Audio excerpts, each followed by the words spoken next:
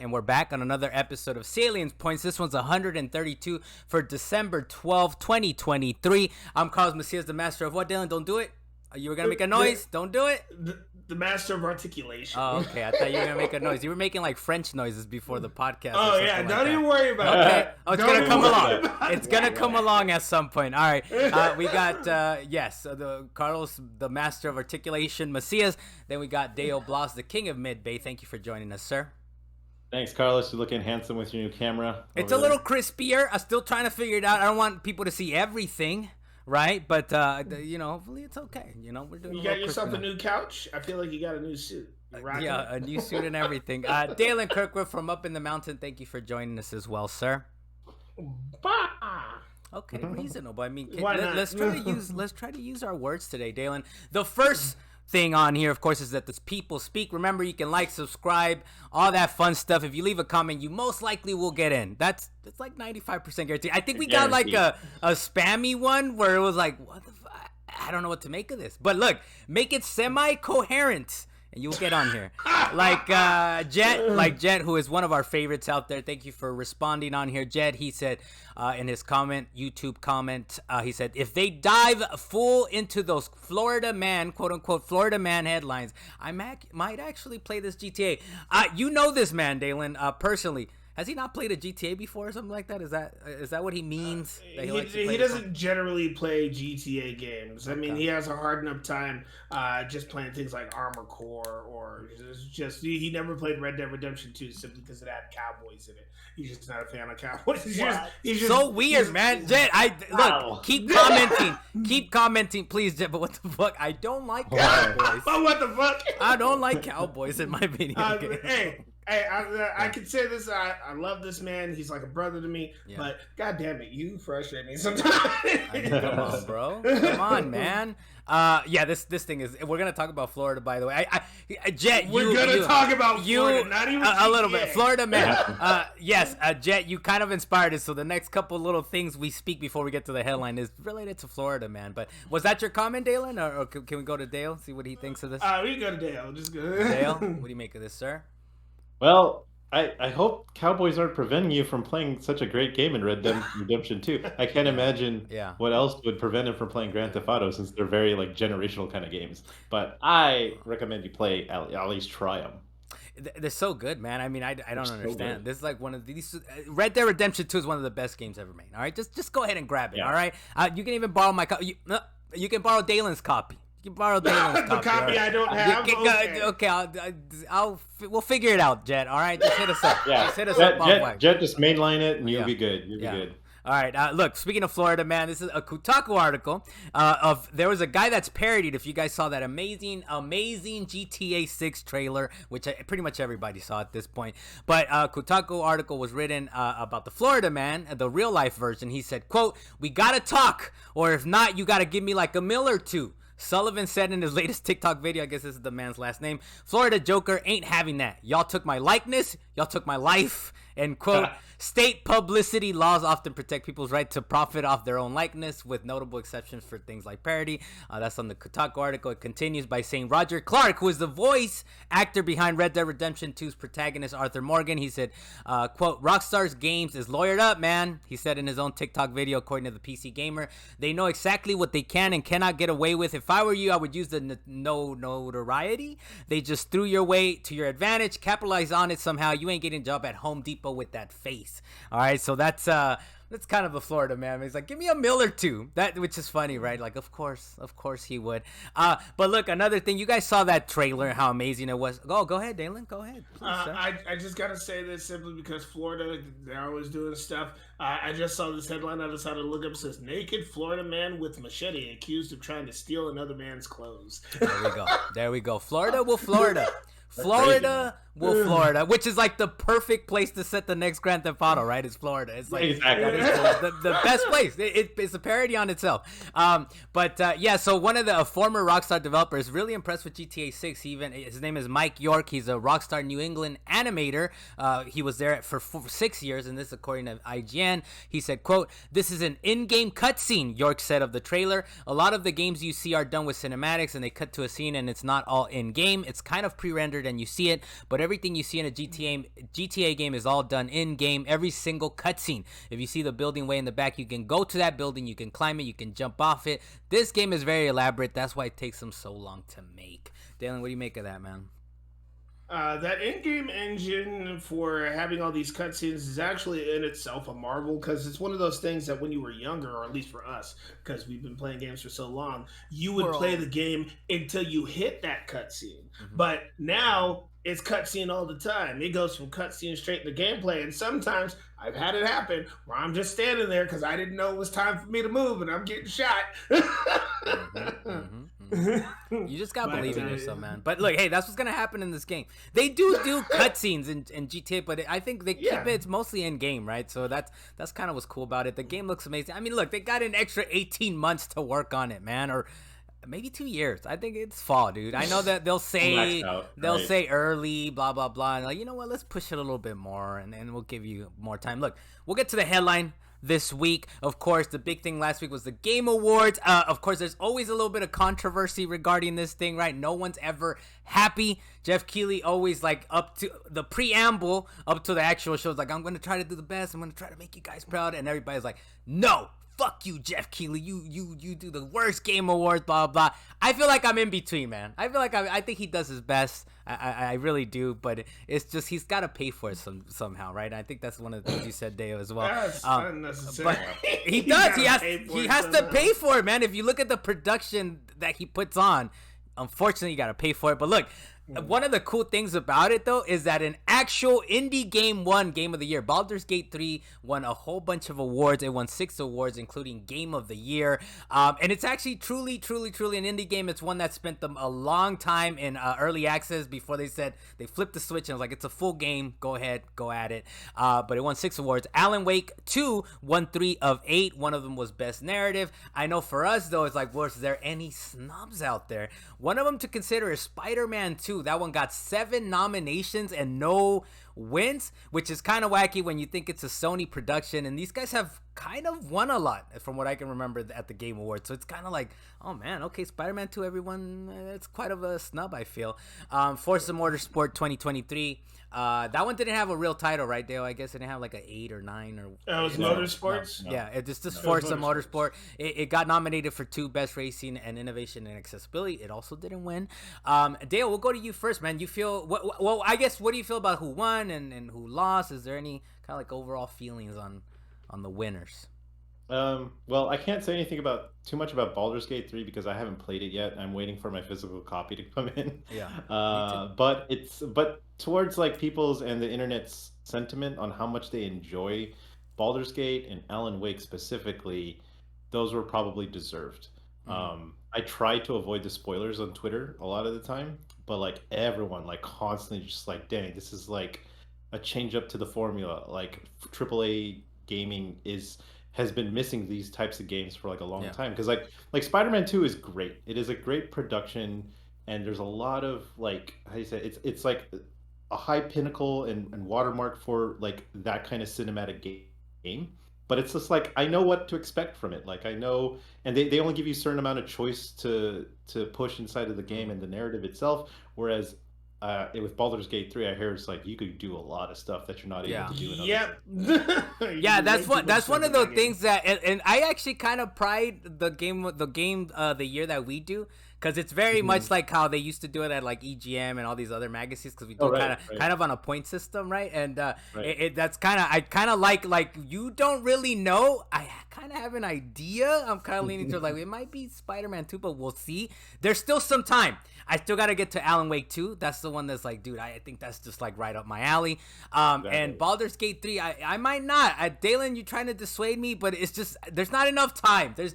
And I would want to give it a fair shake, but we'll see. But yeah, it's Spider-Man a long 2. Game. You probably don't have time for it. We got to backlog as well. And the kind of games that I like too is kind of like, those are the ones I'm trying to focus on the next few weeks before we do our own. The number one game awards type of thing. I feel the way we do it. You can't really do high fantasy either, because Baldur's Gate 3 straight up D&D, straight up high fantasy. Okay, I'm gonna give it a shot. Once GameFly has it, I will give it a shot. I don't know if I'm gonna pay for the full digital. Dalan, what do you make of the awards, man? Is there anything? Or Dale, is that it? Is that you had any other thoughts on on the game. No, other than awards that, like, themselves? yeah, I think it is hilarious that Forza Motorsport won more awards than Spider-Man 2, which is hilarious to me. Because like Forza, in my opinion, Forza right didn't now, win any either. I don't think they just got nominated. They just got no, nominated. they Forza won two. Motorsport. They won. They two. won two. Okay, yeah, Yeah. you're right. Yeah, Okay, got you. They won two. Yeah. And that's still two more, even though they're not like exactly like head to head with like Spider-Man 2. Yeah. And in my opinion, like Forza Motorsport isn't complete, which is like a complaint that I have a lot about a lot of Xbox games have been releasing. Is they're incomplete. Yeah. But yeah, I just thought that was kind of funny. Yeah. But they won something. At least they won something. I don't think Starfield. Or did Starfield win something? No, Starfield was on there, but they didn't win. They got nominated for one thing, man. One thing. Dalan, Dan, what about you, when sir? Starfield was up against Baldur's Gate 3, it didn't win. But what I thought was, I was actually a little happy with some of the things that actually won their awards. For example, I mentioned to you before, and I said you need to play it. It's Hi-Fi Rush. It actually won Best Sound of the Year. That game is awesome simply for its sound and the way you get to play to the beat. I still advise playing that game. And that one was a surprise drop from Bethesda. They didn't really have a whole bunch of they didn't have a whole bunch of what is it called, promotional commercials and stuff like that. It was a shadow drop, right? Yeah, it was just an awesome game through and through from the makers of I can't even think of the freaking game Skyrim and all that stuff. But the other game I was super happy that it got it. Well, the publisher, but not that. Yeah. But I was also super happy to see Sea of Stars win their award because that was one of the best RPGs of this year to me. I'm not talking about like AAA, like 3D all around action adventure RPG. I'm just talking about straight up RPG. Excellent game. Yeah. Still advise people. You would have thought 16 would have been on there, right? They would have beat them Final out. Fantasy 16 was up there, but the problem with 16, and I very much agree with the fact that it could be up there, but it probably shouldn't have won too much stuff, though it did win like best story or something. I can't remember what it was. The problem was that game was all cinematic. It was all cinematics. It was basically a gigantic movie that you get to interactively play. Hey man, and you throw on the cheat rings and dodge everything, just auto dodge. You're gonna be good. You're gonna be good. Yeah. That is Final Fantasy easy mode. Yeah, it was not bad though. I did play through it.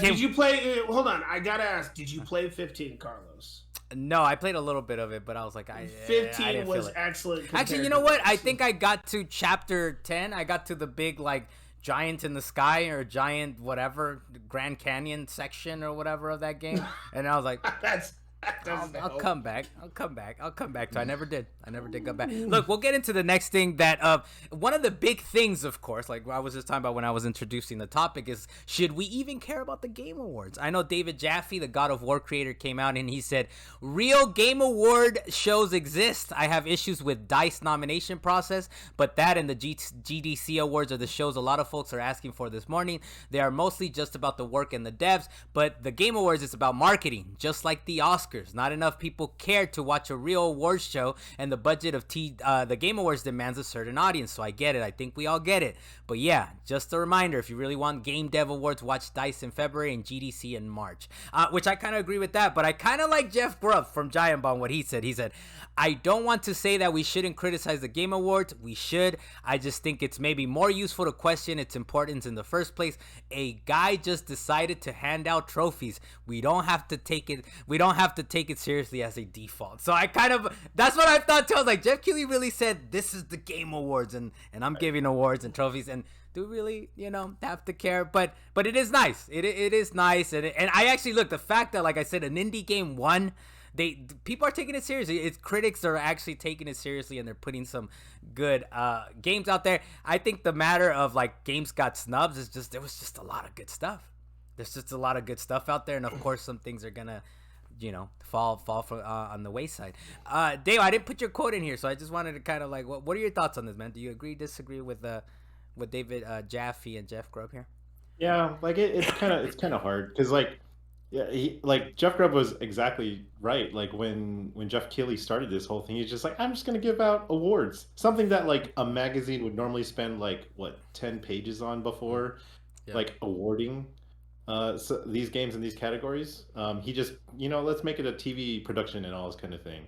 Yeah. So it kind of makes sense. I feel like the Dice Awards and like the analogy to that is like the Screen Actors Guild Awards for Hollywood. It's kind of like legitimizes that because or legitimizes those award shows because those are from like your own peers. Like your peers choose. Yeah. Like that's probably what Jaffe is referring to. I was like, I have some issues with the nomination process, right? That's probably like some of the peers, and because he's sort of a little out of it right now. I don't think he's creating games or anything either. He's doing his own like YouTube type of thing. So I understand that, but at least he can respect it that way, like what you're mentioning, right? Yeah, like and I get that Jeff Keighley does that by like trying to pick industry people who we don't even know who like vote onto these awards or whatever like that, but it's not exactly the people who are the developers themselves. Yeah. So it could be critics. It could be, I think it's mostly journalists and critics because he does have the breakdown. If you look it up, he shows like the 100 critics and the 100 people that have won. I think it's mostly critics, right? That's how you get to the Baldur's Gate 3, the people that play. Because otherwise, I think it'd be kind of tough, right? Like people would understand. It's like, well, Call of Duty did a lot with its 5.5 months of development time. And like we got to respect for that kind of stuff. That's fine. Right? Yeah. And if he wants to become the Oscars of video games, that's okay too, because it does create like awareness for like video gaming and everything like that. Yeah. But it's for like a certain specific group. Like I would say that he caters more towards video games that are like have the cinematic quality, like Sony games. And like he doesn't really pay attention too much to like a lot of he does have esports categories, but he just doesn't really engage or isn't too much. He blows through those esports categories. Oh, fat. But the thing about that is that I can't remember if it was last year or the year before where he made it a bigger part of the whole ceremony, but people didn't care about those as much. Like they were actually giving honors to what was it, the people who do podcasting, and there was a whole thing just about their names. I'm like, I don't know who any of these people are. Exactly. I just don't know. And so it's just like kind of place to like if that's like a term is like middle America of whatever video games that middle America like really likes to play, because like if you look at all the like the number one snub to me is Street Fighter 6. Like I feel like Street Fighter 6, as it did win fighting game or whatever. Like I was about to say, he won best fighting game of the year. I'm like, hold on, it's stuff. If you look at all the scores, it's one of the highest rated games, like top 10 games that are from 2023. Yet it's not in like the Game Awards, like the Game of the Year awards. So it's just like, I get it. You want to promote these other kind of games, but like ignoring certain genres. Whatever he did, it kind of hit on something though, right? Because I think he even like broke records, like 3.4 million views at its every peak. year. I think year on year. So, but part of it is the reveals, right? So part of it is people are. Which a lot of people have said online is like, just make it Winter E3, man, because a lot of people are like, did you see that game? Did you see, like, people are like, what is he gonna show, kind of thing. So and we're gonna get to the next thing, but we'll get to your point on this real quick, Dalan. But that's kind of the next thing, right, on like what is the priorities here, unless you're ready to move on, Dalan, or what do you think of on David Jaffe's quotes or I didn't get my second. I know, that's what I'm saying. That's what I'm saying. That's what I'm saying. That's what I'm saying, Dalan. That's what I'm saying. All right, but in regards to it, I think the issue here is that they haven't really figured. I mean, not just for Jeff Keighley and the TGA. I'm talking about video game awards being presented at all across the spectrum. They haven't really figured out a good formula for it like they did for the Oscars or for BAFTA. Though they're wanting to incorporate the video game awards into the industry itself. And Jeff Keighley is the only one that's saying, let's just make it purely about the video game awards. Don't get me wrong, DICE also does the same thing, but like the other guy said, is that they may not have the best selection process. Like they just don't have a cohesive way to actually do it yet. And Jeff Keighley's over here every single year saying, let's figure it out. Let's try and make it the best thing. Because we've had the Oscars for 80 years or something like that. Maybe like 100 or something. Yeah, it's been a while. It's been a while. Jeff Keighley's just trying to create something that will last. Yeah. So he's trying to find that formula. So he keeps coming back and saying, "Let's do it again. Yeah. Let's do it. And at the very least, right? He himself will say like, okay, we're working on it. Like, can I get to the next thing, Dylan? Go ahead. We'll go back to you. Yeah, it's kind of one of the things we mentioned a little bit, but one of the big things was the speech disparities, right? With the award winners versus the promoters. And I know this is one thing from Jason Schreier, our favorite journalist, from Bloomberg. He tweeted the 2023 Game Awards show allocated 30 seconds for a speech from the director of Game of the Year winner Baldur's Gate 3 and 6 minutes for Jordan Peele and Hideo Kojima to compliment one another. And by the way, just to Keely's response, not to Jason directly, but kind of what people have been saying. He said, by the way, I do agree that the music was played too fast for award winners this year, and I asked our team to relax that rule as the show went on. While no one was actually cut off, it's something to address going forward. And of course, this was a 3-hour show, Dalan. So in 3 hours, I had the stat on here. I think it was only 2 hours. I thought it was it was like 3. No, it's kind of well. If you consider the pre-show and the whole show, it's about about 3. Pre-show. And so there the math was basic. Someone did the math and it was basically like 30 minutes of awards in a 3-hour show. So it wasn't even 30 minutes of awards, man. Yeah, it was even shorter. Over 3 hours, Dalan. Over 3 hours. Too long. Too long. But okay, so we'll continue on with you, Dalan. What do you make? At least Keely's kind of like, okay, I understand. We'll try to figure it out. Well, like I had mentioned, is the fact that they are just trying to figure it out. Yes, there is that disparity of how much time that they would actually get. Now they have to figure out how much time people actually get to speak, because he knows that the guy who voiced Kratos, that he had his 8-minute speech last year, and other people were getting like 2-3 minutes. And that music ran, and pretty much as soon as he walked out there, they were really messing with him. So it's just one of those things that they need to figure out that formula. Same thing goes for us. We are doing a podcast, and we're running. We're going hard right now. So, Dalan, I'm gonna put the little blinker on. I'll put the little blinker on. Start playing the music. Yeah, start playing the music. Call me off the stage. What do you make of that, Deo? It's kind of like as long as Keely's kind of like, okay, we're still working on it. We're still trying out here, right? Yeah, it's like I said, none of them, like none of the shows are perfect, but I get and I appreciate what Jeff is trying to do. Like I don't know, It should be to the point where we're respecting a lot of the game makers and not a lot of the like advertising. But it's a catch-22 because you need the advertising in order to run the show, right? Yeah. So he's got to pay for it somehow, right? The production, the fact that he has a band, live music, and all of that. Like how much do you think it took to pay Kojima to come out there? Like if do you think he paid him?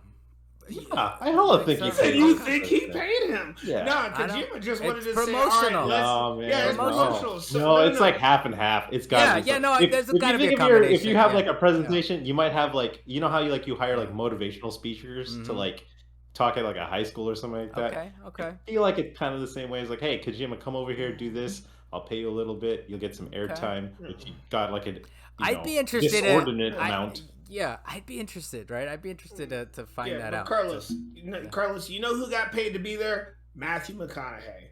Kojima did not get paid. Matthew McConaughey got paid to be there. Yeah. Jeff. What about Timothée Chalamet? Yeah. Timothy the Chalamet. Xbox 360 yeah. He was there on contract. He didn't need to be there.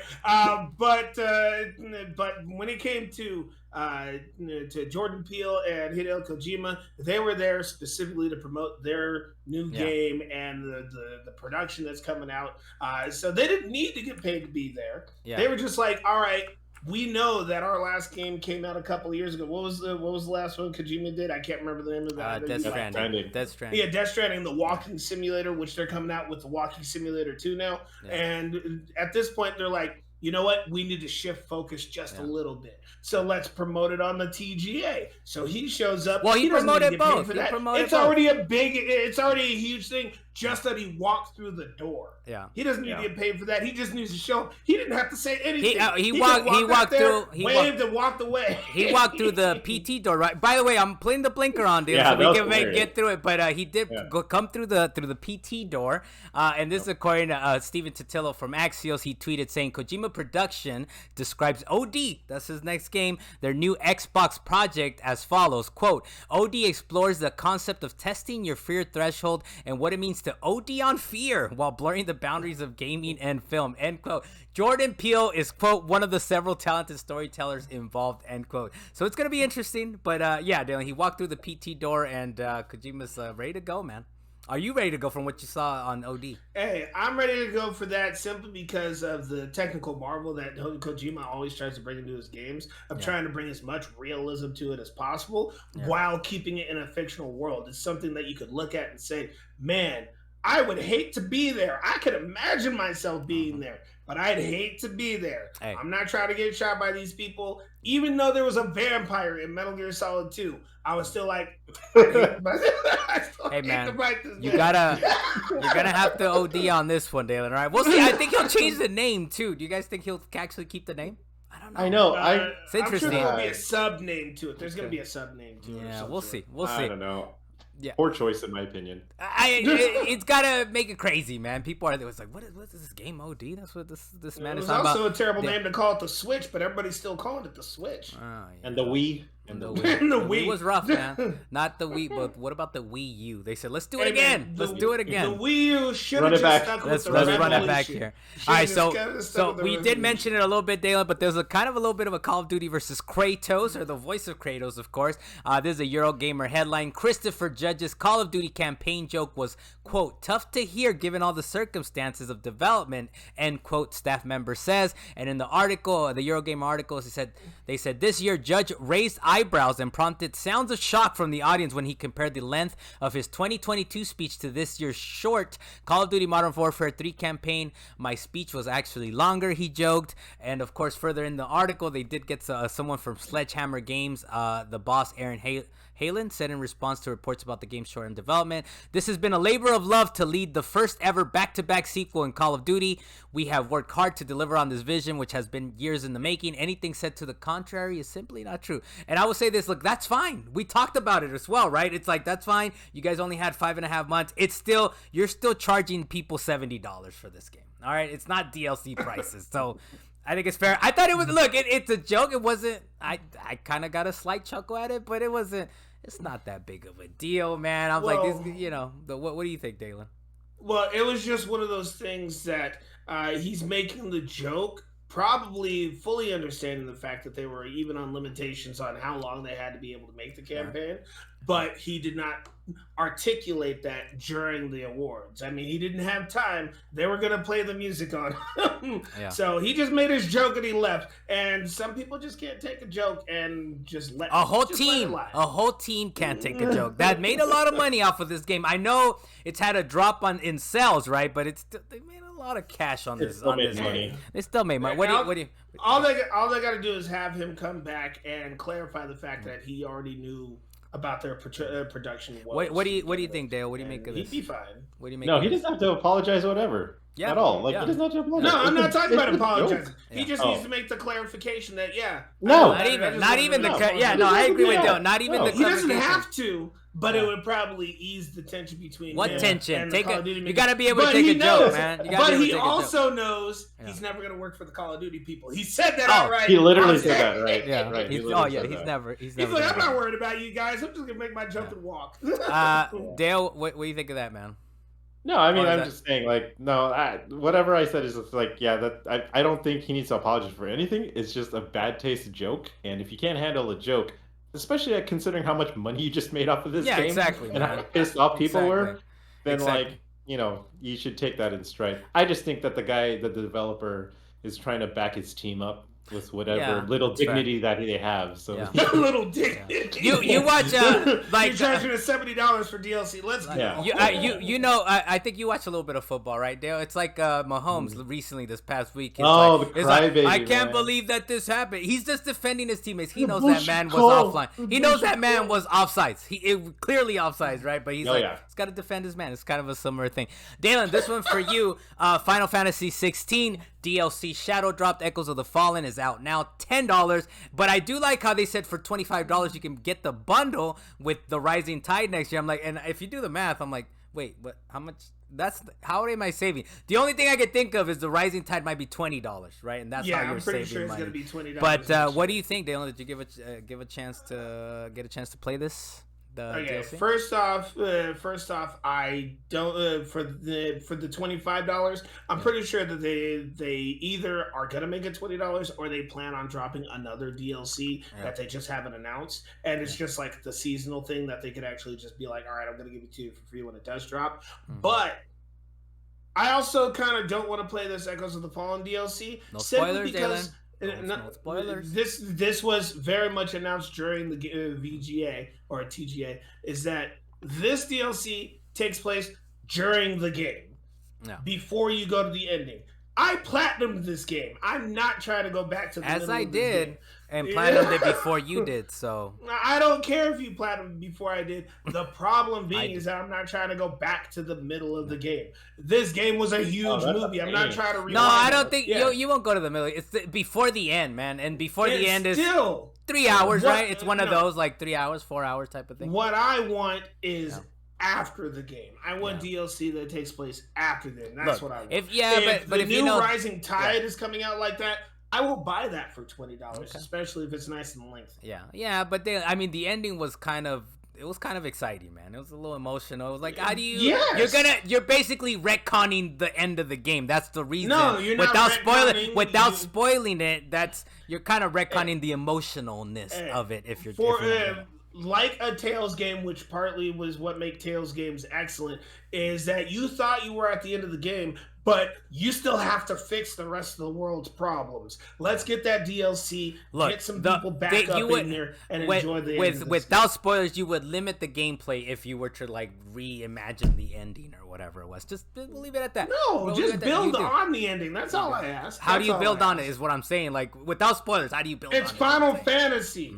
There's no way to not spoil it. The other thing that they announced, the other thing that they announced is that Marvel's Blade by Deathloop Studio, Arkane Lyon is announced, and this, of course, is gonna be another fucking Arkane-ass arcade game. I mean that the excitement is a little less. I like the Blade franchise, but the fact that another Arkane game, and I saw that tweet you put out, by the way, Dale. It's like that guy was wilding out. So somebody online on Dalan's or Dale's feed, they were like, Deathloop, can we just admit that Deathloop was mid? I was like, I won't say it was mid. I would just say it wasn't for me. Right? Kind of it just wasn't for me, right? I won't say it was mid. But look, this new game, Blade by Deathloop Studio, mature, single-player, third-person type of game. No release date yet. Dalen talked enough for now. Dale, what do you make of this? We'll get to you, Dalen. We'll get your thoughts. But Dale, what do you think, man? You kind of no release date though, right? We don't know when it comes out. No release date, and they haven't really announced exclusivity either. So they're kind of like waiting in the wings or something. That's interesting. Yeah. So one thing, it's Arkane Lyon, not Lyon. Okay. Racial? I'm pretty sure that's racial, but that's fine. Lyon. Man. Master Chief. Man. Anyway. Man. So and it's the Chief collection. It's the Chief. And I'm I super excited about it. For them to be developing Deathloop because like Deathloop and the Dishonored games is so fun to play, and it opens up like all this like realm of possibility for Blade to do. Because like if you imagine him just like jumping off rooftops and like having these powers that'll kill off vampires and all this, I was like, oh, this is like perfect for him. And it makes a lot of sense. Okay, Dale. You know what I'm saying? Like, look, how about like a head vampire? He goes through like windows. He tries to cloak himself. He uses guns. He uses like his blade. So like this is crazy. He uses his blade. His sword blade. Using his blade. The blade from the titular blade. Yes, but okay, all right. You know what? By the time that Marvel's Blade comes out, I will have given Deathloop another shot. Yeah, okay? we'll see. That's the thing. We don't know too much about it other than the cinematics. It's gonna be another Arkane-ass arcane game, man. Between now and the time Blade comes out, I doubt you'll have touched. We don't have a date, man. We're thinking Deathloop. This is probably coming. Hey, look, this is one of the games. It's like 2025. I was gonna say this is the game that's gonna be avoiding the blast radius of GTA 6. That's GTA, when it's coming out. Exactly. Dalan, what do you make of this, sir? Well, I was actually a fan of Blade for quite some time as it was. So just to have Arkane in the fact that they did these types of games, being Dishonored, the Deathloop, they did Thief. They did a lot. Well, they're taking all these things that they have already done, and they keep trying to perfect their own engine. And taking that and bringing it to the world of Blade, I would love to see how they actually do clubs in that game. And I would love to see how they actually create their vampires and the lore that comes with them. So I'm actually not as interested in their gameplay as I am their story. All right. Which is a weird thing for me. I'm more interested on how they tell the story. Well, you already know. Because it's not. Hey, man, this isn't Spider-Man. This is not Batman. We're not using the Arkham system. We're not doing the Lord of the Green Shadow of the Shadow of Mordor. We're not doing that. Yeah, Nemesis. Yeah, the Nemesis. We're not doing any of that. So it's the fact that they got their own system. You're just worried about the story just because you know it's gonna be an Arkane-ass arcade game, dude. Like you already know. So the story is the thing. Yeah, it's like I know what the arcade game is gonna be, especially after playing Deathloop and Dishonored. It's like it's gonna be the same thing, but now we have powers for a reason. The other thing is God of War Ragnarok is getting his Valhalla update. It's gonna be a roguelike mode that drops 12 today. It's out today. Yes. Apparently, it's a little bit of a story maybe involved to it. I'm not really sure. So I might give it a shot. I might give it, I might mess with it like Carlos, once or twice. It's a roguelike, I know. Okay. Yeah, that's why I said I'm gonna give it 1 or 2 runs. That's it, man. 1 or 2 runs and then I'm out. That's me. Yeah. Same. That's me. Dalen, you're gonna. I know that this Valhalla thing is taking place after the fact of the game, so I gotta reinstall God of War Ragnarok in order to go and do this. I mean, it's free, so why not? But for me, I'll probably try and finish it just for the story portion of it, and hopefully it's not too roguey.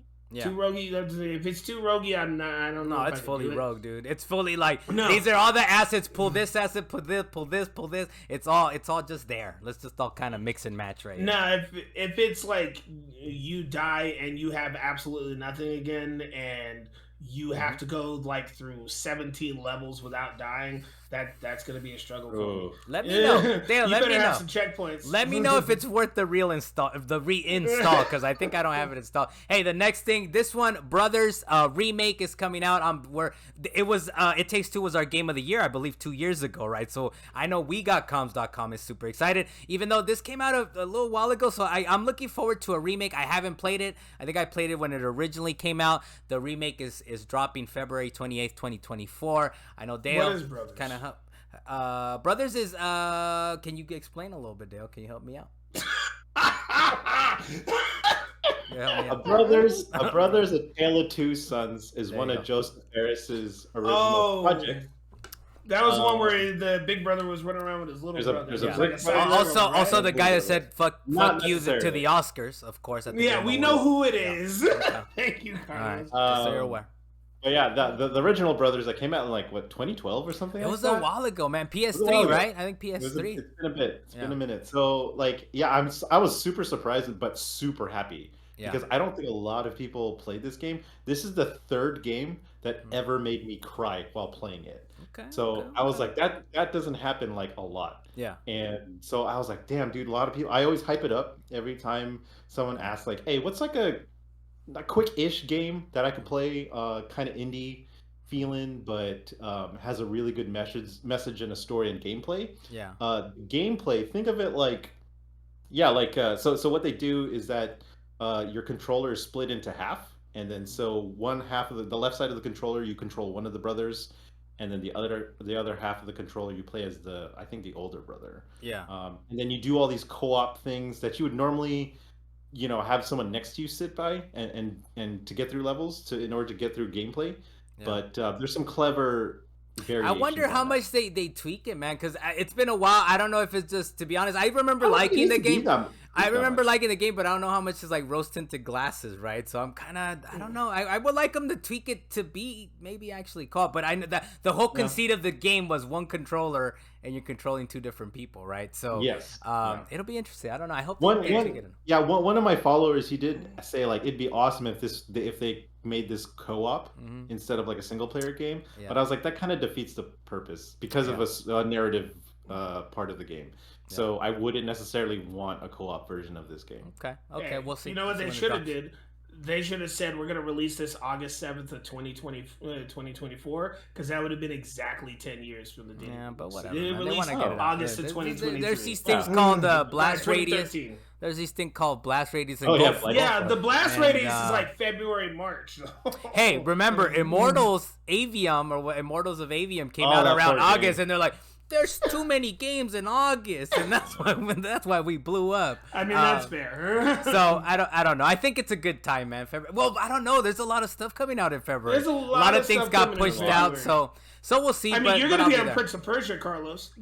The Lost Crown, huh? Not the one you want, Dalan. Not the one you want, but it's out there. Hey, look, but it's the one I get. So this is normally what I would save to cause a speed run, but I'll just get through it real quick, just because it's related to the Game Awards. But Supermassive Games, of course, announced a single-player Dead by Daylight game. I hate Dead by Daylight. I hate asymmetrical gameplay crap that they're trying to play on there. I understand some people like it. It's not Dead by Daylight. You should specify. This is not Dead. No, it is. It's in the world of Dead by Daylight. It's in the world, but it's not Dead by Daylight. Okay, yes, in the world of Dead by Daylight, but it's a single player game. The casting of Frank Stone.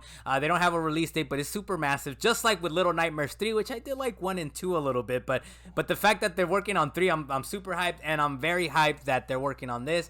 I don't care about Dead by Daylight at all, but that's fine. I'll play their single-player game. Anthony Mackie actually showed up on the stage as well. Twisted Metal is renewed for a season 2. The next thing, of course, is that Sean Murray lies to us yet again. Don't believe this man, right? And I was thinking, like, what is going to be my rant on this? Well, my rant on it is just the headlines. IGN. No Man's Sky creator Sean Murray introduces a first look at Light No Fire, which he calls the first true open world. The new fully open world as vast and as varied as Earth for multiple players to explore. Bullshit. Second headline. Light No Fire. This is from VGC. Like that. This is from VGC. Light No Fire is the next game from No Man's Sky studio Hello Games. The game wants to do with the fantasy genre what No Man's Sky did with sci-fi. What did No Man's Sky did with sci-fi, man? It was not great. It just said, here's a bunch of procedurally generated stuff. Yeah. The other headline, No Man's Sky devs working on open world game simulating whole planet. Kotaku said that. Good luck with that. Hello Games' upcoming ambitious adventure promises a true open world, a multiplayer, procedural, unexplored fantasy Earth. Check out the reveal trailer of Light No Fire. I'm not hyped, Dylan. This man is not done lying to us. But go ahead. You just hate this man because of his lies. Don't be saying that it's going to be amazing when you only have a 10-person team. No, I'm not. No. I'm not going to say that it's going to be amazing, though it might actually end up being amazing if he could pull it off properly. You're falling for the hype? I had to specify that. Okay. If he can pull it off properly. The fact is that it did look massive in the trailer that it showed. And on top of that, it looked like he got the multiplayer to working, because part of the issues with No Man's Sky when it first launched was how empty it was. Yeah. And if it could generate worlds and keep the world cohesively generated and have a lot of stuff in it, it might actually be good. Okay. Just be hyped, Dalan. Just don't be afraid of it, man. I don't want to be hyped because it's still procedurally generated. Yeah. It's Remnant 2, but way too big. Okay, there you go. But Sean Murray, stop lying to the people, man. But he continues to do it. This one deserved its own thing. Dale, by the way, we didn't really mention at the Game Awards, but Sega was building it up to, like, we have a hype trailer, we got something cool, we got something nice, be electrified, be safe. What did they say? What was their little new energy, new era? New energy, new era. Yeah, Jet Set Radio, Crazy Taxi, Golden Axe, Shinobi, Streets of Rage. It was a nice little hype trailer, man. It was very, like, nice and clippy and, like, okay, is that beat? What's going on here? Who's there? Is this the taxi again? But no Virtua Fighter, which I'm a little bit sad about, but that's fine, man. I'm happy about a Jet Set Radio. By the way, I think I just got in the mail, what's that, Bomb Rush, Cyberfunk, or whatever game that is? Yeah. I'm still gonna try that. That's got that Jet Grind Radio vibes, but I'm skeptically. There's no dates. There's just a lot of, like, let's just throw stuff here and things are wishing by and stuff like that. But I'm kind of hyped. But Dale, let's go with you, man. Yeah, can I comment a little bit on that? Like if you look at the games themselves, I don't think they're going to be full budget titles. Like, I don't think they're going to be like $70 games. Ooh, they might be like $30 to $40 games. Not only that, two of them might be games as a service.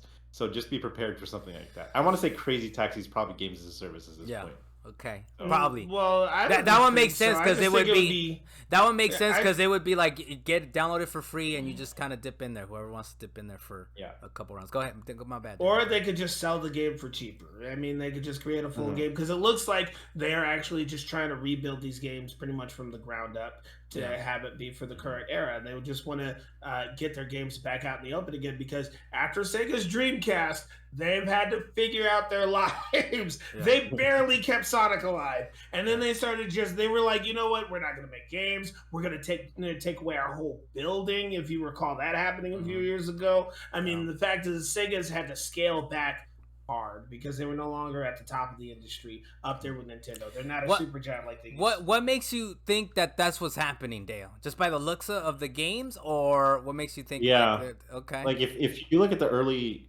gameplay for it, it's kind of rough, especially the Jet Set Radio one. Yeah. If they're just gonna be remaking the old Dreamcast games, then it's not gonna be as high of a budget. If they're creating brand new, like a brand new city in Crazy Taxi, brand new cities in Jet Set Radio, if they have a brand new like platforming action thing for Streets of Rage and for what's the other one?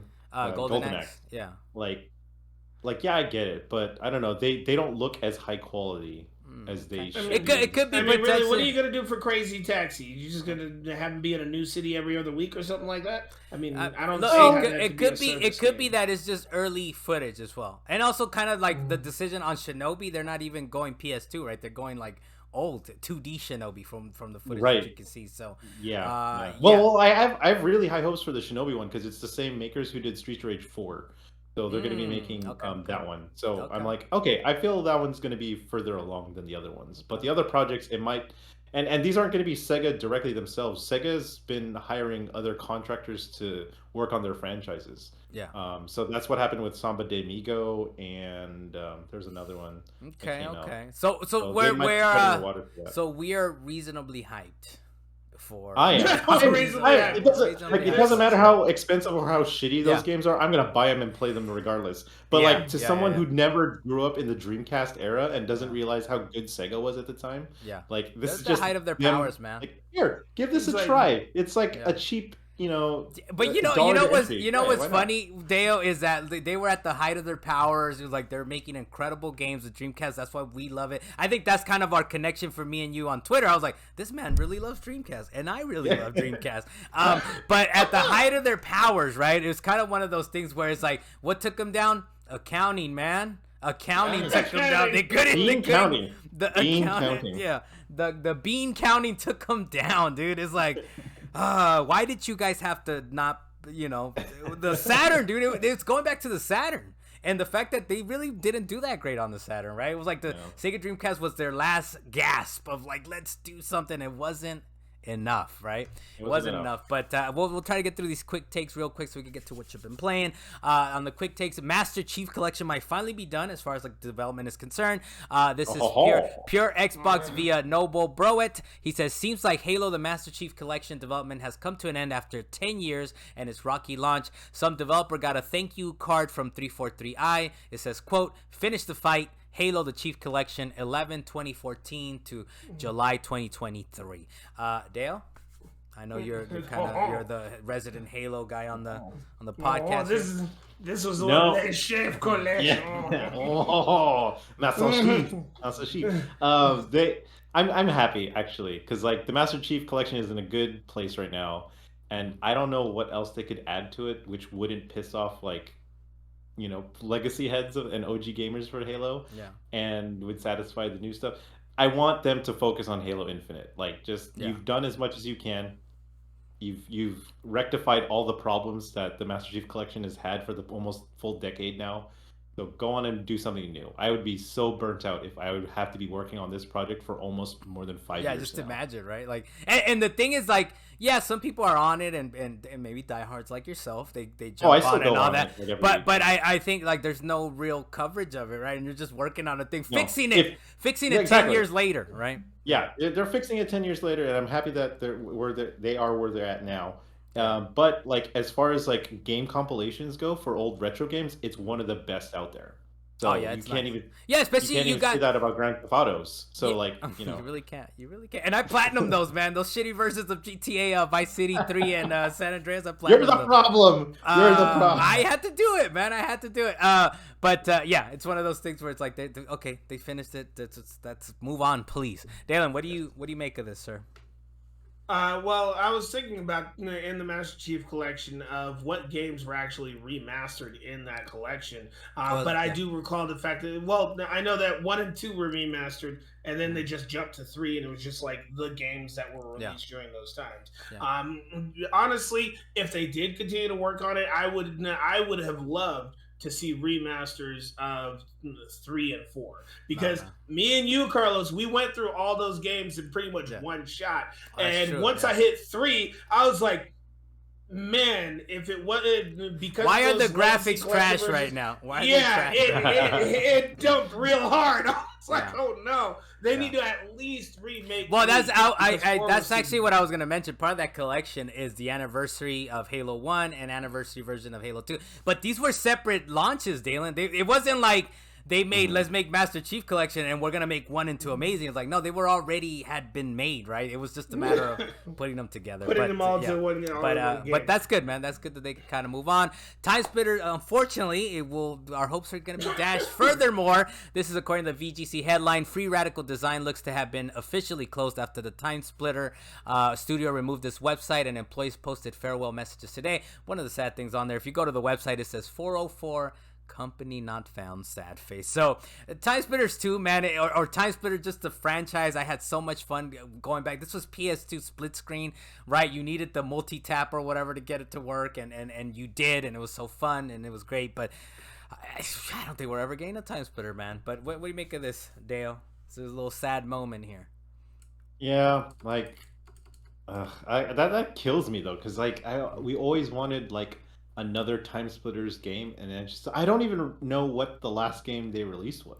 I think Future Perfect or something like that. No, but Free Radical Design in general, what did they release? Yeah. I don't even know what it's been. They've been in the dark for the longest time. Yeah. So it's kind of unfortunate, and it's kind of shitty, how they got acquired and they weren't used for anything. That's kind of sad. Yeah. Well, look, that's the farewell for those guys. I'm like, I've been. It was nice, man. The little monkey mode, the little big head mode.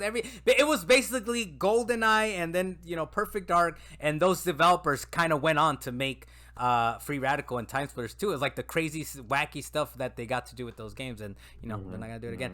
The other thing is, of course, recently Fortnite kind of got invaded, right? Epic with it's Epic Games that makes the original game, and then Harmonix added something. Psyonix, who makes Rocket League, added Rocket Racing, and then even Lego, they did Fortnite Lego on there. But this specifically for the Harmonix bit of it is they basically kind of added a Rock Band or Guitar Hero on there, right? And according to the VGC headline, Epic Games says Fortnite's new Lego, racing, and festival experiences are not limited time modes. They're here to stay with regular updates. And also that the Rock Band developer Harmonix's new Fortnite music mode will support instruments controllers as a priority. They're going to say there's more news in 2024. Dalan, you kind of still are rocking with your instruments, right? I'm guessing you're going to see if this starts working for you, right? It's actually the only reason I really wanted to talk about this is specifically because Psyonix, they're just making moves. They're making moves, and they're trying to actually keep their Rocket League going. And the fact that they are branching to other games and probably going to end up making more games that deal with RC cars and stuff like that is a great move for them. But Harmonix, I'm surprised that they decided to go along with this. And at the same time, it's a great move for them because it actually puts them back in the spotlight. Because I brought it up a couple episodes ago, is that I went back to Rock Band. They're still making updates and seasonal packs. Yeah. I'm like, you're still selling stuff, but people aren't into it like they used to be. And now with this happening, I'm hoping that they make new controllers for the PS5. They can start launching more stuff because people love Fortnite, and Harmonix is going to get pushed to the forefront once again. At the very least, they're going to have instrument support, right? So that's pretty cool. But I think I got my guitar and I'm ready to go. All of this is kind of like stuff where you think about like how big can they get. It kind of reminded me of as far as the Xbox thing is like how much bigger can we get? Oh, let's buy Activision. right? And then it's like Fortnite. How much bigger can you get with Fortnite? It's like, oh, let's add these other games from these different developers into Fortnite. So it's kind of there's like these little. It seems so obvious, but it does have to take someone like kind of having the genius and the will to like, you know what? Yeah, let's hit up Harmonix. What are they doing? You know, Psyonix obviously has Rocket League, very successful, and Lego is successful as well. So the fact that they're like, do you guys want to make money? Just jump on board. Just give us a little experience and we'll just keep it going. The other thing on here that I do like this one. This one was specifically for you, Dalan. But the Zelda producer Eiji Aonuma doesn't care about the lore. And I'll give you the quote, Dalan. I'll give you the quote. This is from IGN, an IGN article asking about the different Zelda timelines. He said, quote, "But personally, I don't like to put too much stock in the chronology of the series because from the design perspective, that can kind of box us in and limit where we're able to take the story as we continue making games in the series. And so I do think it's something that is best for people to interpret on their own. And yeah, I was kind of agreeing with many of the things you just said. But yeah, so he doesn't care about the lore, Dalan. You know, just as you shouldn't, right? If the developer himself is like, fuck the lore, you can say the same thing. Hey, you should not have cared since Wind Waker. Because the moment Wind Waker dropped, he very much touted the fact that he didn't care. He was like, no, this is just a game that is not connected to the other games. But players were out there just like, you know what? This was a prequel of a prequel that came out years before the other game. Like, no, he just wanted to make a game. I just like let it. The man just make a game. Like we put a lot of stock in the lore. And the man himself, the Zelda man himself, the producer said, don't worry about the lore, man. Don't even worry about it. But I'll tell you this, though, and very quickly I'll say it, is that if you're going to make two games chronologically to each other, didn't care about the lore. Because if you have Zelda Ocarina of Time and Zelda's Majora's Mask, and they're literally right after the other, yes, care about it a little. But then you're jumping to Skyward Sword. You do not have to connect Skyward Sword to anything. I can't even say the word. You don't have to connect that to anything. You just have to connect it. You have to connect the Wii controller to the Wii Motion Plus 2. All right, that's what you got to connect in that one. All right, Dalan? I'm talking about lore-wise. The fact is that you don't have to have that Zelda connected to anything. Just let him be his own hero. Have Link, Zelda, Ganondorf, kill some stuff. That's it. Yeah, the other thing, I don't think we had mentioned it before. I think it's been thrown around a little bit, but the next the follow-up to Tears of the Kingdom is probably not going to be like a direct follow-up. This from a Game Rant article. He said, according to series producer Eiji Aonuma, a direct sequel to Tears of the Kingdom is highly unlikely, as they have exhausted the possibilities and considered the final form of that version of The Legend of Zelda. In addition, the Ultra Hand ability likely won't return. I kind of like this, man, but I don't know if it's not going to be open world. I think they found a formula that people love and they like to kind of, just hang around in the whole big world. I would hope it means they go back to like a 8 to 10 dungeon sort of like a little more straightforward adventure, but I don't know, man. What do you think? You think is that where they're going with it, Dalan, or what? Yeah, that's exactly what I wanted, is to go back to that 8 to 10 dungeon form, because that's part of what made it such a huge thing, is that they would tell this story around this very specific lore in this small part of the world. They didn't have it be the whole planet. Yeah. They just had this section of your kingdom in danger, and we're dealing with this whole this prophecy. You're dealing with the prophecy of that land. Keep doing that. Just give us. I know you do. To be honest, you do it in Breath of the Wild and Tears of the Kingdom, right? It's just huge. And I was gonna say it's huge. It takes too long to make. It takes too much thought process. You got too many people moving gears. Take that whole team and make a smaller game. And the only thing is, you get like the little dungeons of it or whatever, like in the little dungeons of the world. But I would rather have big dungeons, right? Instead, it's more really like what's the Shadow of the Colossus? You're climbing these big monsters, right? And you're kind of getting them to do what you want. So it's like I kind of missed the dungeon. But look, we'll get into one more story, then the rundown, then think what you've been playing. We've been kind of running long a little bit. But Rebecca Valentine from IGN reports on the fate of Bungie and Destiny 2. This is the IGN headline. 1 month after a major round of layoffs, those remaining at Bungie say the cut, as well as other cost-cutting measures, may be part of an apparent scramble by studio leadership to avoid a total Sony takeover of the Destiny studio. Jason Schreier also kind of has his opinion on it. He says lots of sad and shocking details in this well-reported story about Bungie's latest cultural crisis by Rebecca Valentine. One theme behind this year's industry layoffs is that even the most successful live service games can't keep growing forever. Dale, we'll go with you, man. What do you kind of... Oh, wait, no. Dale put a little no on here. Dale, Dalen, real quick, man, before we get to a little speed run here. Tell that to World of Warcraft. But I will say this: they did for a few years. You know, they did dip for a few years, right? But they're doing just fine, aren't they? But when it comes to Destiny 2, the one thing that I think that they should do is that they probably should go the route of Dead by Daylight. And I'm going to say this because Destiny has all this lore that they could actually use, and they don't use it. They just have 1,000 little pamphlets that you're in throughout the game, when they could just literally make a one-player co-op game for people to just play one big-ass story with, which would be excellent.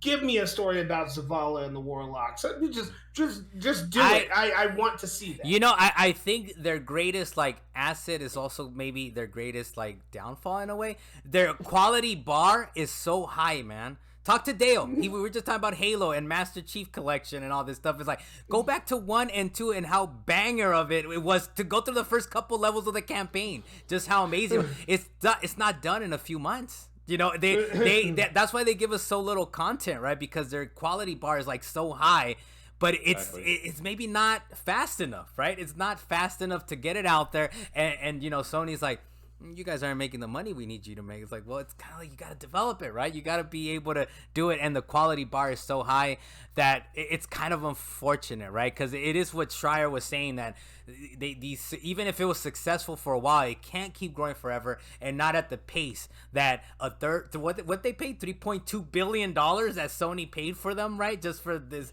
and this was years ago, right? So this was extra premium of a price that they paid at the time, right? So but this was in response to Bethesda getting bought up. This was I think was it afterwards? It was afterwards. Okay, yeah, definitely afterwards. But you know, Bethesda has it has Doom, it has everything, right? It has all kinds of stuff. But it was still a huge thing that it happened at all. Yeah, which I'm saying I'm agreeing. I'm agreeing. Death Notice, figure it out. Which is what I'm saying. I'm agreeing with you, Dalen, in that sense, right? And I know I've said it before that I think. I honestly think Sony bought them for their expertise, right? For their let's get into let's make our own Call of Duty, let's make our own big shooter thing. And I think they're okay, we know you guys like Destiny, just keep at it. And I think they're just looking for. I think they might be moving the goalposts. Is what's happening, right? For yeah, that's great, but we need you to make this. Yeah, that's great, and Bungie's but we can't keep up, right? So it's unfortunate. I think it'll end up where you're working on the next shooter, big competitor Call of Duty or something like that, right? I think that's kind of what it is. Anything else, Dan, before I get into this little rundown here? Bungie, give us a single player campaign about the past of Destiny. That's all I want. Okay. All right, anyways, maybe that's what it is. Maybe that's what it is, right? Maybe that's we need you to be more Call of Duty, which I hope that's not the case, but maybe it is. Don't be more Call of Duty. Be more Halo, like you were. I'll get into Carlos's new speed run real quick. Not too many. I kind of already talked crap about Sean Murray a little bit earlier, but just real quick. This is the news that no one else cares about. 30 years of Doom anniversary. That was on December 10th. That's when it came out, in December 10th, 1993. And I remember. I don't know if you guys remember, but I remember I didn't know computers could play these type of games at the time, man. One of my neighbors had a decent enough computer. I was like, what the hell's going on here? What? And there was no mouse. Originally, there was no mouse. Let's just think about that, right?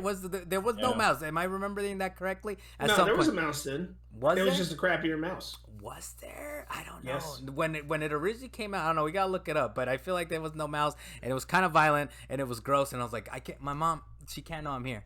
She can't know I'm playing this. The other thing is Suicide Squad, Kill the Justice League, right? That's coming. They're talking about that's going to get a single player mode after launch. I like how they're kind of after launch, not right at the beginning. Right at the beginning, we want you to give us some money. Give us all the money, please.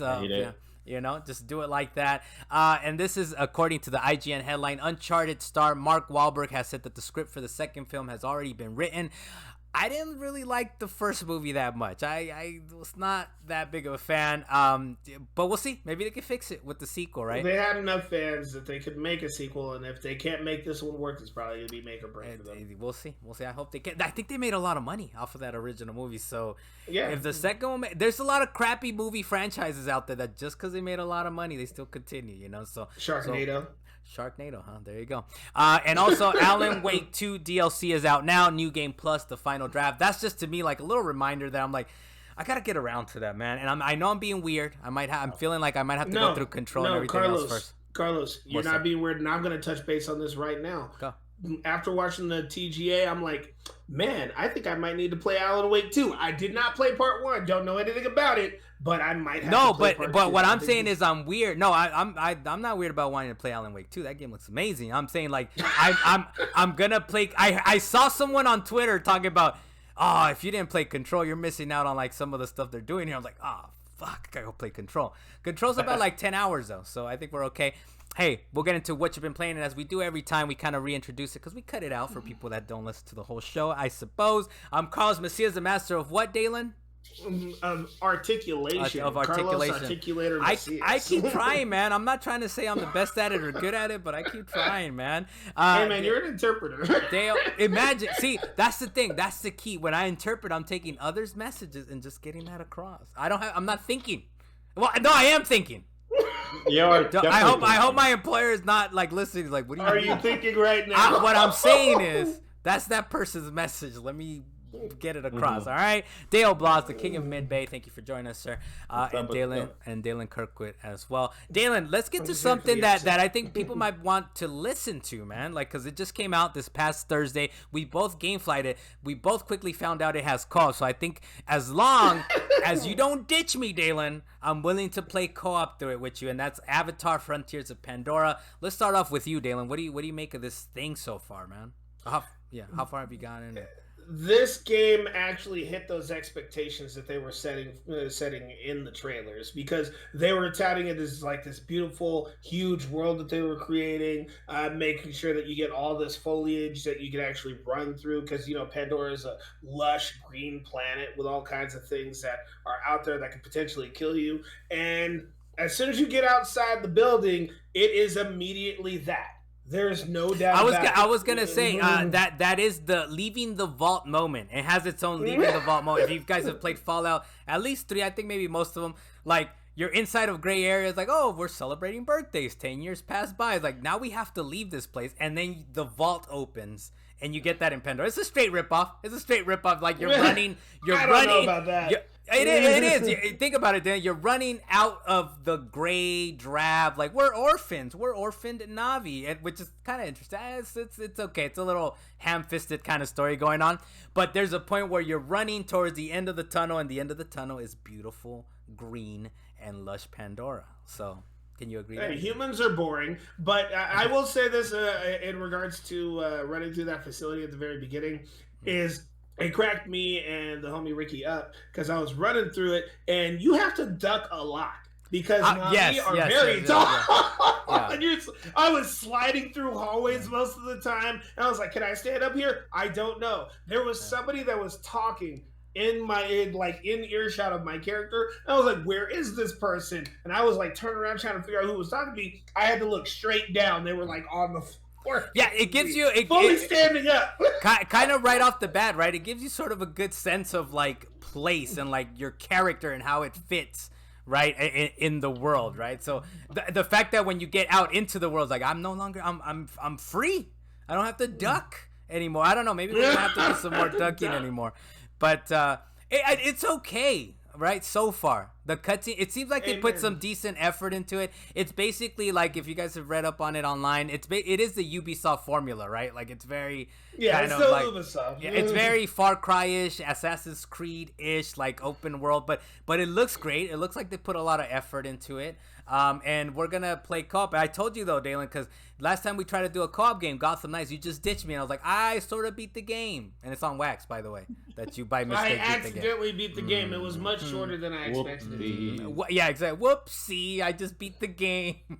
Carlos, we could easily breeze through the rest of that game and beat it for you if you wanted to just spend like an hour just critical path. Yeah, we'll see what's up, man. What did you say about this game though? You said I don't want a critical path, but I also don't want to look at everything. You want a little bit of in between. Oh, I said I don't want to just critical path, but I don't want to do everything. I don't need to do everything in that game. There's probably going to be way too much stuff to do because again, it's Ubisoft. It's Ubisoft. Yeah. But by the way, Power Picks already put the trophy guide of it. I was like, okay, how long will this take? I got about and they said 40 to 55 hours. I was like, oh my god. I don't. No, it's our co-op game though, Dalan. It's our co-op game. It could be a co-op game for a little bit. Hey, no, for me, it's like I do want to do like a couple of side quests. I don't want to do every side quest. That's what it is. So if I pick up a couple of side quests and they're super doable at that moment, let's take a moment to appreciate the world that's there and go do a couple of side quests. I'll wait by the critical path and catch up on Twitter, man. You tell me when you show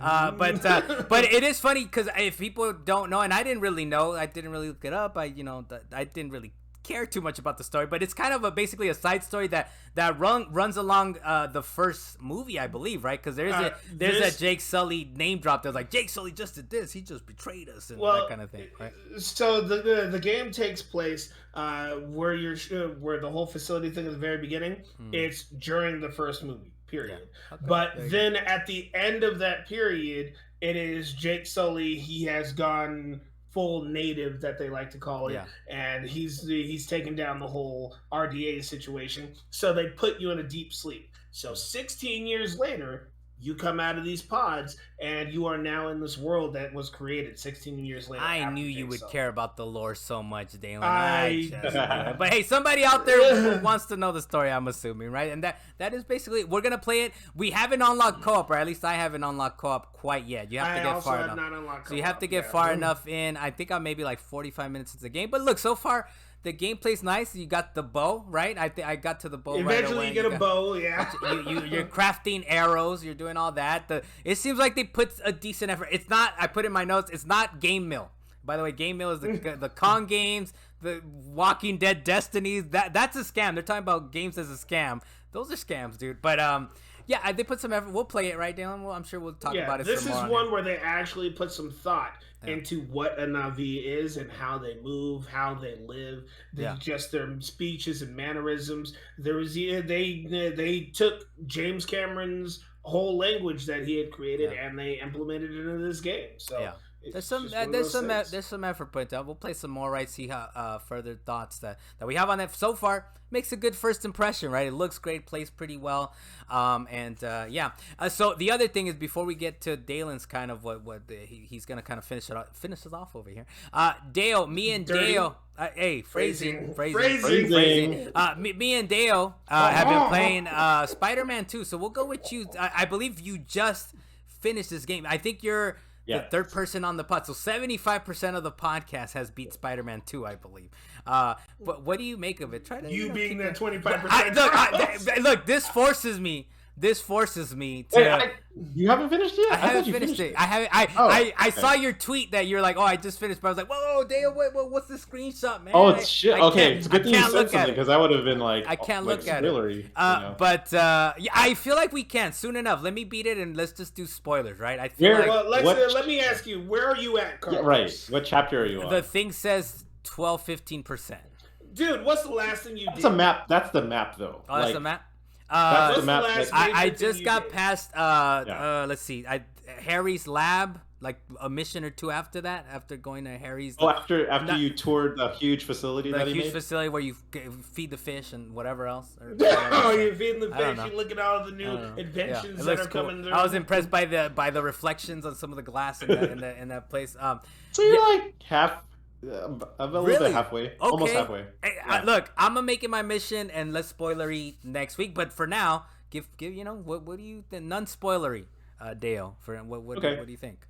Yeah, I did love the original Spider-Man. I thought that was one of the greatest superhero games ever created, and I do love Batman. I love Arkham Asylum so much. But Spider-Man, to me, like as a character to play with in the world that they created, it just gelled like way better. And this one, they just fleshed him out.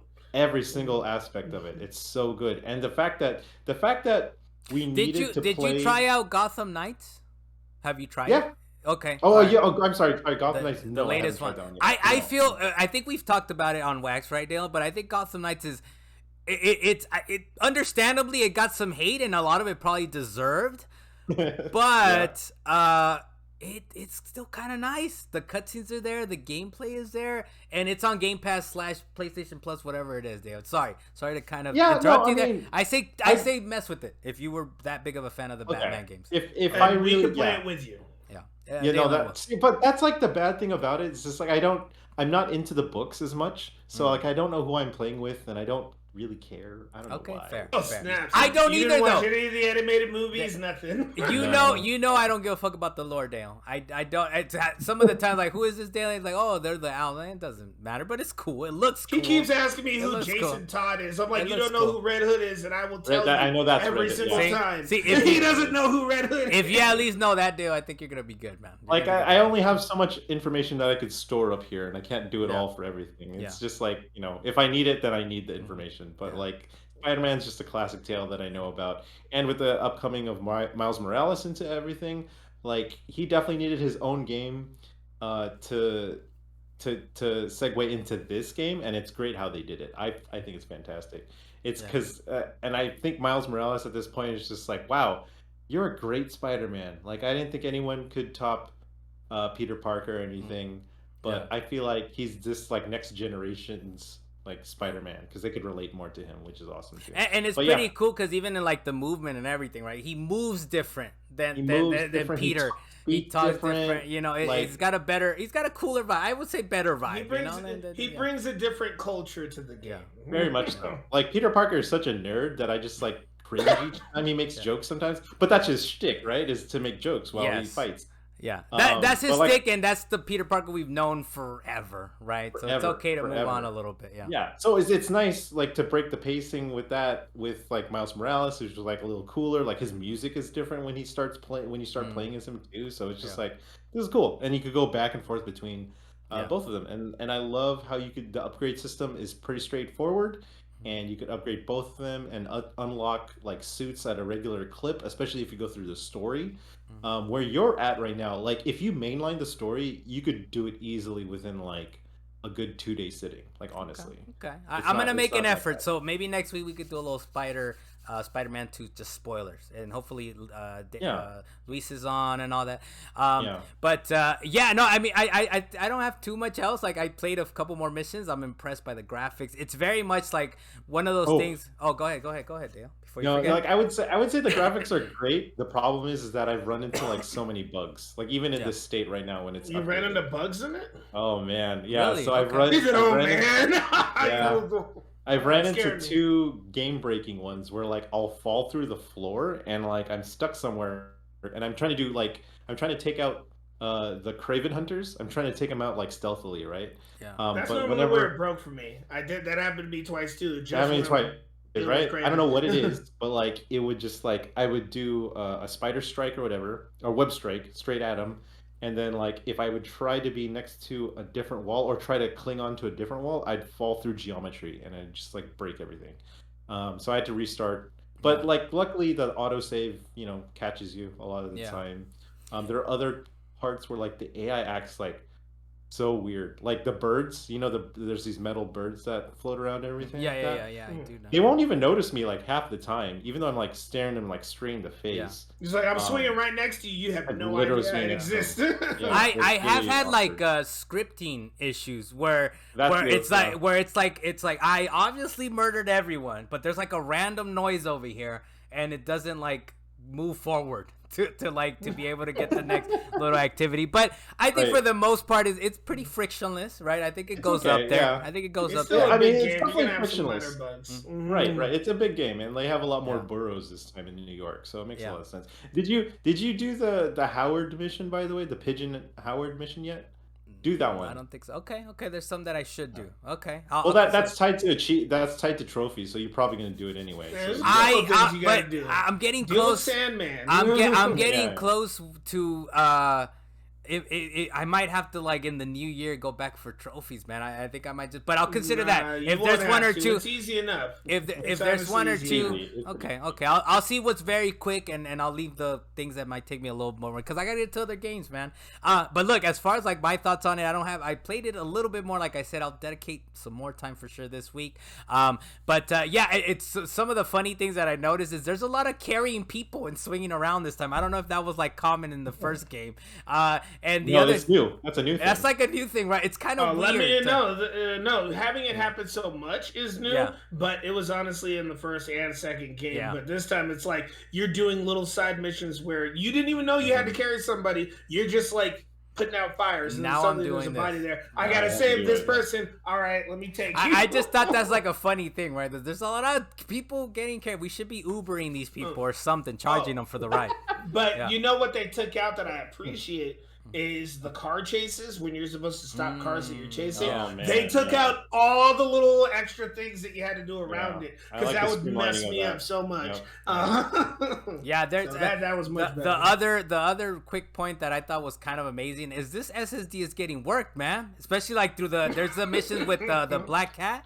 And you're going through it. Like, it was Ratchet and Clank for me, right? I was like, fun. This is amazing. This gotta be, like, taxing the system a little bit, right? That you're suddenly, like, you're in New York, and then all of a sudden you're in Antarctica or wherever you are, some kind of cold place. Like, oh, this is cool. This is kind of nice. So that's kind of things that impresses me. It's definitely up there, man, as far as, like, when we get to these Game of the Year talks, I think. Hopefully it keeps it up. Because, look, honestly, like, the one thing I kept thinking, I was like, I understand. Like, let's say, like, there's a Baldur's Gate 3 that got Game of the Year, probably deservedly so at the Game Awards, but it's like, what if I try to go back to like as a child, I can't imagine like my mind being blown even like more than what you're seeing with like Spider-Man or last year with God of War Ragnarok, and that's kind of always what I keep in mind. I know it's a little shallow, right? And it's kind of like people like, oh, you can't just keep thinking about the graphics, but I keep thinking about the graphics and you can't think about the graphics. And the frictionlessness and the just straight up fun, man. Like I just want to keep playing it.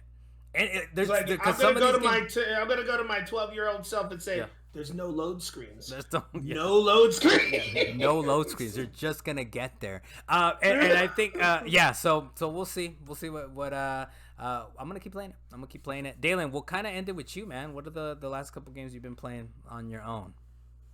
Two of them I had actually mentioned a couple of times. Remnant 2, I'm getting there. I'm almost done with this game. I don't even have to play it that long. But I wanted to bring up Remnant 2 first because it was actually obviously the bigger game out of the ones that I've been playing. And Carlos, I know that again you're against the roguelike thing, but again, you don't feel the roguelikeness at all. There's basically 5 worlds there, right? As soon as the world is there, the game knows exactly where you're going to go in that world. You have the beginning, middle, and end, and then you go on to the next world. However, they randomize which dungeons are generally in those worlds. That's generally the difference. But they have 2 versions of all these worlds, and you could re-roll them. And I went back and I re-rolled this world. I was like, this is a completely different world. There are places I had never heard of, people I had never seen. There's a city of there's a council of elders in this one. Never even heard of these guys. And now I'm doing completely different quests, going in completely different dimensions. The game has a lot to it, and it's extremely fun. It's not like you're dying and getting set back. It's more like if you play Dark Souls and they randomize where they place things. Did you guys ever play Legend of Mana? Did you ever play Legend of Mana, Carlos? I never have. It was on PlayStation. I think so. Yeah. You know how in Legend of Mana when they give you the little cities and they say go ahead and place it on the map. Right? That's what this feels like. You will have a different map than other people, but you would generally go the same places. In this case, you could re-roll a map and get a completely different world sometimes, and it's still fun to roll through. And you can do this co-op too. What I'm feeling, Dalan, is good thing. I heard it's a lot of fun. It is. Good thing this is free, man. I'll give it a shot for free. Remnant 2 is currently free, and I will be more than happy to join you and help you run through it. You don't even need me to run through it, but I will help you run through it because it's also fun to do it with an extra body. All right, so it's a co-op game. It's a co-op game to mess with. It's a good co-op game to mess with because you could join somebody else's world and be in a completely different place you've never seen. I went and tried to do Vampire Survivors. I didn't get to play it a lot, but I know that it has like 3 different mini stories for the DLC. It was a little struggle to actually get the DLC on there because it says go to the store. You go to the store and all it does is bring up the DLC and you're like, well, what the hell do I do with this? I eventually figured it out. You just got to do an update. Just go update it, even though the game says it has no updates available. Just go update it anyway. Just do it. Just don't follow the instructions. Just don't follow the instructions. I went to the updates. I said, update it anyway. And it updated some stuff. I was like, okay, I'm fine with this. But they obviously they added more stuff to it. They added a guy that literally cannot get hit. He's just invincible. So you can go do some of the stuff very easily. But when you actually go and do the mini stories, you don't get the invincible guy. You have to actually play through smaller mini stories where you start out with a specific character and you have to go through this small enclosed story finding these other characters, and you level up as you go, and it's free, right? Free little update, right? They're free updates. You get all if you have the other 2 DLC, you also get those 2 free updates. If you don't have the DLCs, you're only going to get one of the updates. All right. So aside from Vampire Survivor, which I'm going to get more into over the next week, I started playing I Am Setsuna because people have told me that this was an excellent RPG. I have not gotten far enough into it. What is this on? What console is this on? I think it originally dropped on PS4. PlayStation 4 at the time. Yeah, it originally dropped on PlayStation 4. And I gotta say, even though it looks like an older game, it plays like a newer game. It is like they took old school RPG of you running on the world map, running in small dungeons, and they brought it into the new era. Because just as an example, you know how sometimes you're running through a desert and you want to see if you leave footprints? You're definitely leaving footprints. You're leaving snow trails. You're leaving footprints. You're seeing the rain. All the graphics are definitely there. They put all the graphics in this time, Carlos. Okay. Why'd you decide to play this? I've been playing for the longest time. Yeah, it's just one of those things. Like I know it's a good RPG, but I need to try it, and I'm glad I did because after I was done playing I Am Setsuna, I only played it for like 30 minutes. After I put it down, it was like 3 a.m., so I had to go to bed, and that was like all I could think about. It was all I could think. That's a good sign. That's a good sign. Is it Square Enix did that one? Yeah, it's a Square Enix game. Okay. So it's like they took their RPG and kept it in form. So all right. Yeah, all right, say Dalan. if you like RPGs, play it. Has that been a show, Dalan? What do you think? We'll hear from you next week, right? What I think is that this whole production is a work in progress, good sir. What production? Salient Points? Salient Points. Look, it's been in production for a little while. We try to tweak it a little bit, and I'm always kind of like, okay, what else can we do with it? And I'm always episode up for 132. We're still trying to figure it out. Look, the idea here, I want you guys to have fun. All right, I want you guys to have fun. If you guys have fun, kind of hanging around, that's all I want to do here. Carlos Macias, the master of what pronunciation? Is that what you said, Dalan? Articulation, Macias. Deo Blas from up in the mid-bay, not in the mountains, for the king of mid-bay, Deo Blas. You're going to be down around town. Can we say that on wax, Dale? So okay. I'm going to be there. Yeah, I'm going to be there Sunday. Okay. Maybe we should record because I'm definitely going to be MIA Monday. Okay, yeah. Unless you want to delay Great question. I know I'm actually just bringing this up out of the blue, but last I checked, you were going to Disneyland. Did you already do that? We can say that. We can say that off wax. No, I'm doing that on Monday. Yeah. Oh, okay. That's why you're not going to be available. Yeah. Period. All right. You got to let us know how that goes after you go to Disneyland. Let's get off wax, and but he'll be around town. There might be maybe a picture of us hanging out finally after I don't know how long you've been on the podcast for a little while now, right? 2 years. 2 years. It's been a good while, man. It's been a good little run here. So we'll finally get to meet up in real IRL. Looking forward to that. Dalan Kirkwood from up in the mountains. Thank you, sir, for showing up this time around. The rotating crew that is us. There you go. All right. We'll see you guys. But the little high. I'll do it. I'll do it. All right. Latest.